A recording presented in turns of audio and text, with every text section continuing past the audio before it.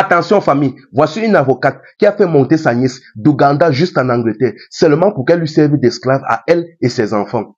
Histoire vraie, l'affaire se passe en Angleterre. Voici la femme en question. Ici, on va l'appeler Justine. Voici donc Justine. Justine, c'est une avocate d'origine ougandaise. Et c'est une femme qui travaille à l'ONU. Ce qui fait donc qu'elle a un visa diplomatique. Ce qui fait donc qu'on ne peut pas l'arrêter facilement. Bon, ce qui se passe donc est qu'un jour, donc, résidant en Angleterre, elle cherchait une nounou pour s'occuper de ses enfants. Mais le problème est que le nounou là-bas était extrêmement cher. Là, elle a réfléchi, finalement, elle s'est dit que non. Qu'elle a plusieurs nièces et neveux là-bas en Angleterre. Que tout ce qu'elle a fait, donc, c'est d'en prendre un pour qu'ils viennent là-bas s'occuper de ses enfants. Bon. Elle a donc sélectionné parmi une de ses nièces et elle a joué un peu de son influence. Vu qu'elle avait un visa diplomatique et tout, elle a commencé à jouer un peu de ses relations et elle a fait monter une de ses nièces là-bas, mais sans tout de même qu'elle ait des papiers. Une fois arrivée là-bas, sa nièce était bien au pays, mais elle n'avait pas de papiers. Ce qui fait donc que dès qu'elle était dans la maison, c'est elle qui faisait tout.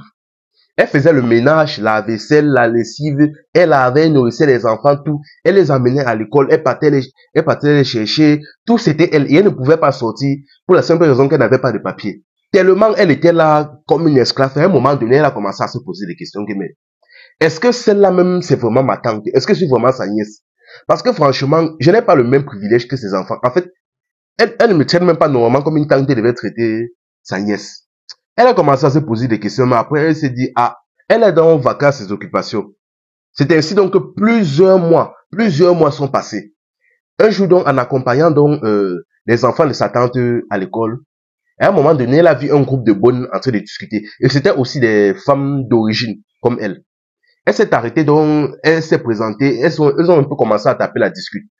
À un moment donné, donc, dans la conversation, elles ont commencé à parler de leur salaire. Chacun disait ce qui touche ceci, cela, pour voir si c'est différent aussi, ils peuvent encore négocier. À un moment donné, quand on est tombé sur elle, elle a dit que non, qu'on ne la paye pas, qu'elle aide seulement sa tante à quoi. Elle aide seulement sa tante à s'occuper de la maison des enfants, ceci, cela, mais une des bonnes a dit que, mais attends, mais qu'est-ce que tu veux dire par là?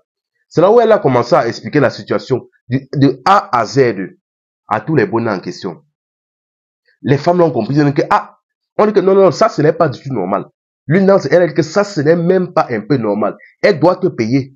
Elle dit que non, c'est ma tante, je suis là pour l'aider et en plus, elle m'a fait monter gratuitement donc. Elle dit que non, ça ne se passe pas comme ça.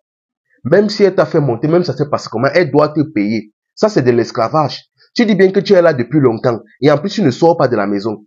Ce qui signifie donc que tu travailles matin, midi, soir pour elle. Non, elle doit te payer. Ça, c'est de l'esclavage. Ça ne se fait pas. Elles ont commencé à discuter. Elle a dit que, regarde, ici même, elle doit te payer même minimum 800. Si c'est même qu'elle était trop méchante, qu'elle t'avait trop fait monter, elle devait te payer même ces 400 000. Elle devait te donner quelque chose. Elle devait te donner quelque chose. Elle explique que non, sa tante quand même lui donne quelque chose. Elle lui paye en fonction du même salaire qu'on paye peut-être pour une bonne en Ouganda. Elle dit les histoires de 20 000 francs. Elle dit que non, ça ne se passe pas comme ça. Tu vas faire quoi avec cet homme ici au pays? Que ce n'est pas normal. Et en plus, tu travailles matin, midi, soir pour elle. Que non, ce n'est même pas un peu normal. Ça, c'est de l'esclavage. Et puis même encore, tu n'as même pas les papiers. Ce qui signifie qu'on ne sait même pas précisément depuis combien de temps tu es là. Donc, depuis combien de temps elle t'exploite. Que non, ça, ce n'est pas normal.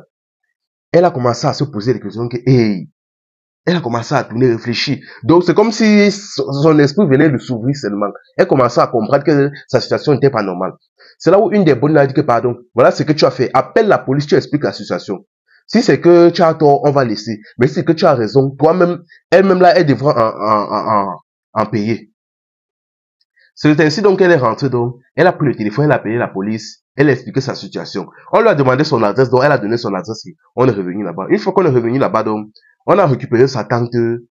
On a dit que on leur a demandé d'abord de s'expliquer.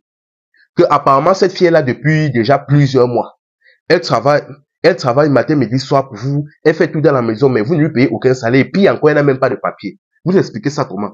Oh, elle n'a voulu rien comprendre. Elle dit que pardon, je suis avocate, je travaille à l'ONU, j'ai un passeport diplomatique. Elle racontait sa vie. On dit que pire. Un des policiers a dit que non. Tu as un passeport diplomatique, c'est pire encore. Tu as un passeport diplomatique et tu fais encore ce genre d'histoire comment? Que ce n'est même pas un peu normal. Déjà là, elle n'a pas de papier. On ne sait pas depuis combien de temps elle est là. On ne sait pas depuis combien de temps vous l'exploitez. Vous voyez ça comment? Elle dit que non, elle a fait monter sa nièce gratuitement pour qu'elle travaille pour elle, ceci, cela. Oh.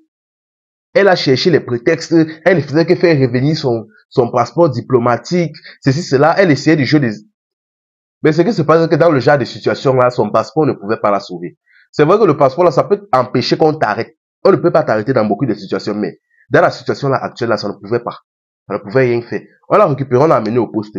Là maintenant, on ne sait pas si elle est toujours au poste ou si on l'a mis en cellule, si on l'a libérée. Quant à sa nièce, on ne sait pas si on l'a renvoyée au pays ou si peut-être on lui a fabriqué, on fait des papiers, je ne sais pas. Mais franchement, famille, à toutes les familles africaines principalement là, quand vous êtes au pays là, si quelqu'un à l'étranger, même si c'est de la famille, vous demande de faire monter sa nièce, quoi, il va lui faire des papiers, ceci, cela. Vous devez comprendre que Bengue est dur. Quelqu'un ne peut pas venir prendre ton enfant comme ça gratuitement, pour lui faire monter gratuitement comme ça, c'est impossible. C'est impossible. Bengue est extrêmement dur. Ne vous laissez pas avoir. Si c'est que ce n'est pas quelqu'un que vous connaissez de A à Z, quelqu'un que vous aimez franchement, n'acceptez pas d'envoyer vos enfants là-bas chez n'importe qui. En fait, de base, n'acceptez même pas de certaines conditions. Si c'est pour aller travailler, si c'est pour aller faire certains travaux, l'école comme ça, oui. Mais tu peux prendre, on prend ta fille, comme ça, elle monte, peut-être elle n'a même pas de diplôme, rien. Elle va lui servir à quoi? Elle lui fait monter gratuitement pour lui servir à quoi? À part si c'est pour faire l'esclavage. Elle va lui servir à quoi?